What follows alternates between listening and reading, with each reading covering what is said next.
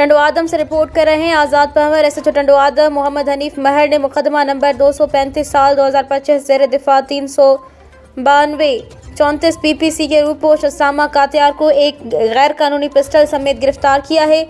SHO Shahdadpur Imran Akhtar Chandio ने मुकदमा number 149 साल 2026 ज़ेर दफ़ा 392-34 पीपीसी में मुलविस नवीद कलोई को जुर्म में इस्तेमाल की जाने वाली मोटरसाइकिल समेत गिरफ्तार किया है। इसके अलावा मंशात फरोश गुलाम हुसैन कलोई से 10 लीटर शराब बरामद की है।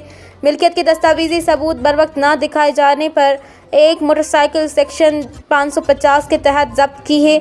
एसएचओ खिप्रो मोहम्मद शरीफ जमाली ने मुकदमा नंबर 44 साल 2026 ज़ेर दिफा 392-34 पीपीसी में मुलविस रहजन मंजूर दर्ज को मसरूका रिक्शे समेत गिरफ्तार किया है। एसएचओ सांघर गुलजार अली मरी ने मिल्कियत के दस्तावेजी सबूत बर वक्त न दिखाए जाने पर एक मोटरसाइकिल सेक्शन 550 के तहत जब्त की है।